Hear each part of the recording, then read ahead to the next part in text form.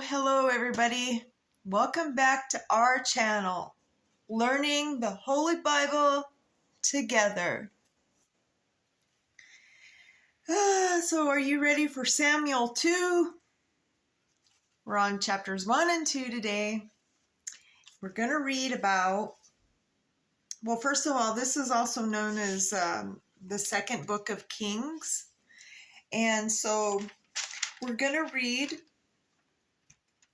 and learn about David's lament, which lament means passionately grieving. And David anointed King of Judah. Whenever I hear that, I think of that song.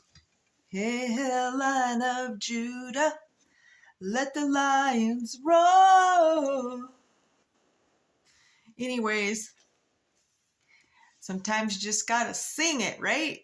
Praise Yahweh. Okay, so I hope you all are having a great day. Mine's been busy. So, yeah. All right, let's get started. So the 2 Samuel, chapter 1. Now it came to pass after the death of Saul, when David was returned from the slaughter of the Amalekites, and David had abode 2 days in Ziklag. It came even to pass on the 3rd day that, behold, a man came out of camp from Saul with his clothes rent. Rent, I guess, means like they're dirty, disheveled, they need washing. And so his clothes rent and earth upon his head. So I guess he was like, dirty. And so it was when he came to David that he fell to earth and did obeisance. And David said unto him, From whence comest thou? So where are you from? Where'd you come from? And he said unto him, Out of the camp of Israel. Am I escaped? And David said unto him, How went the matter? I pray thee, tell me. And he answered, That the people are fled from the battle, and many of the people also are fallen and dead. And Saul and Jonathan his son are dead also. And David said unto the young man that told him, How knowest thou that Saul and Jonathan his son be dead?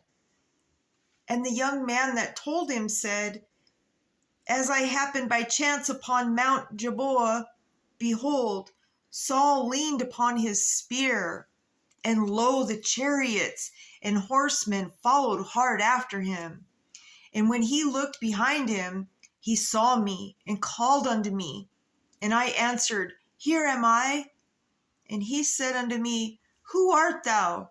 And I answered him, I am Amalekite. He said unto me again, Stand, I pray thee, upon me, and slay me, for anguish is come upon me, because my life is yet whole in me. So I stood upon him and slew him, because I was sure that he could not live after that he was fallen. And I took the crown that was upon his head, and the bracelet that was on his arm, and have brought them hither unto my Lord. Then David took hold on his clothes and rent them, and likewise all the men that were with him. And they mourned and wept and fastened until even, for Saul and for Jonathan his son, and for the people of the Lord, and for the house of Israel, because they were fallen by the sword. And David said unto the young man that told him, Whence art thou? And he answered, I am the son of a stranger, an Amalekite. And David said unto him, How wast thou afraid to stretch forth thine hand to destroy the Lord's anointed? And David called one of the young men and said, Go near and fall upon him. And he smote him that he died. And David said unto him, Thy blood be upon thy head, for thy mouth hath testified against thee, saying, I have slain the Lord's anointed. And David lamented with this lamentation over Saul and over Jonathan his son. Also he bade them teach the children of Judah the use of the bow. Behold, it is written in the book of Jasher, the beauty of Israel is slain upon thy high places. How are the mighty fallen? Tell it not in Gath, publish it not in the streets of Ekeshalon, lest the daughters of the Philistine rejoice, lest the daughters of the uncircumcised triumph. Yea, mountains of Jaboa, let there be no dew, neither let there be rain upon you, nor fields of offerings, for there the shield of the mighty is vilely cast away, the shield of Saul, as though he had not been anointed with oil. From the blood of the slain, from the fat of the mighty, the bow of Jonathan turned not back, and the sword of Saul returned not empty. Saul and Jonathan were lovely and pleasant in their lives, and in their death they were not divided. They were swifter than eagles. They were stronger than lions. Yea, daughters of Israel, weep over Saul, who clothed you in scarlet, with other delights, who put in ornaments of gold upon your apparel. How are the mighty fallen in the midst of the battle? O Jonathan, thou art slain in thy high places. I am distressed for thee, my brother Jonathan. Very pleasant hast thou been unto me. Thy love to me was wonderful, passing the love of woman. How are the mighty fallen, and the weapons of war perished? Okay, let's go ahead and jump into chapter 2. And it came to pass after this that David inquired of the Lord, saying, Shall I go up into any of the cities of Judah? And the Lord said unto him, Go up. And David said, Whither shall I go up? And he said unto Hebron. So David went up thither, and his 2 wives, also Ahinoam and the Jerusalemites, and Abigail, Nabal's wife, the Carmelite. And his men that were with him did David bring up, every man with his household, and they dwelt in the cities of Hebron. And the men of Judah came, and there they anointed David king over the house of Judah. And they told David, saying, that the men of Jabesh Gilead were they that buried Saul. And David sent messengers unto the men of Jabesh Gilead, and said unto them, Blessed be ye of the Lord, that ye have showed this kindness unto your Lord, even unto Saul, and have buried him. And now the Lord show kindness and truth unto you, and I also requite you the kindness, because ye have done this thing. Therefore now let your hands be strengthened, and be ye valiant, for your master Saul is dead, and also the house of Judah have anointed the king over them. But Abner the son of Ner, captain of Saul's host, took Ishbosheth the son of Saul, and brought him over to Mahanaim, and made the king over Gilead, and over the Asherites, and over Jezreel, and over Ephraim, and over Benjamin, and over all Israel. Ishbosheth, Saul's son, of 40 years old, when he began to reign over Israel, and reigned 2 years. But the house of Judah followed David. In the time that David was king in Hebron over the house of Judah, was 7 years and 6 months. And Abner the son of Ner, and the servants of Ishbosheth the son of Saul, went out from Mahanaim to Gibeon. And Joab the son of Zeruiah, and the servants of David, went out and met together by the pool of Gibeon, and they sat down, the one on the one side of the pool, and the other on the other side of the pool. And Abner said to Joab, Let the young men now arise and play before us. And Job said, Let them arise. Then there arose and went over by number 12 of Benjamin, which pertained to Ishbosheth, the son of Saul, and 12 of the servants of David. And they caught every one his fellow by the head, and thrust his sword in his fellow's side.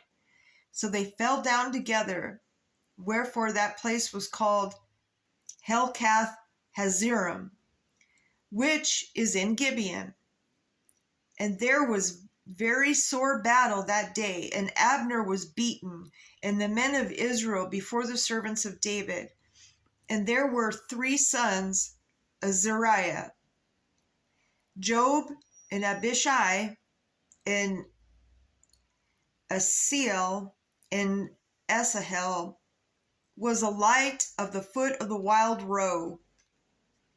Roe, R-O-E, like, this just reminds me of like Roe v. Wade. Just wanted to throw that in there. And Asahel pursued after Abner, and his going, he turned not to the right hand, nor to the left from following Abner. Then Abner looked behind him and said, Art thou Asahel? And he answered, I am. And Abner said to him, Turn thee aside to thy right hand or to thy left, and lay thee hold on one of the young men, and take thee his armor.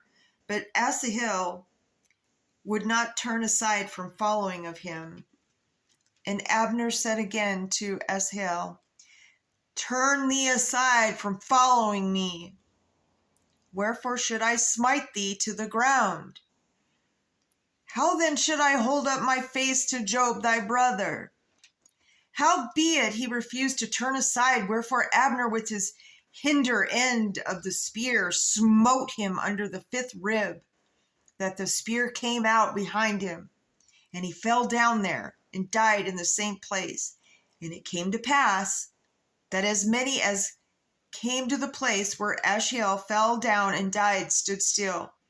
Job also, Abishai, pursued after Abner, and the sun went down when they were come to the hill of Ammah, that lieth before Giah, by the way of the wilderness of Gibeon. And the children of Benjamin gathered themselves together after Abner, and became one troop, and stood on the top of a hill. Then Abner called to Job and said, Shall the sword devour forever? Knowest thou not that it will be bitterness in the latter end? How long shall it be then? Thou bid the people return from following their brethren. And Job said, As God liveth, unless thou hast spoken, surely then in the morning the people had gone up every one from following his brother. So Job blew a trumpet, and all of the people stood still, and pursued after Israel no more, neither fought they any more.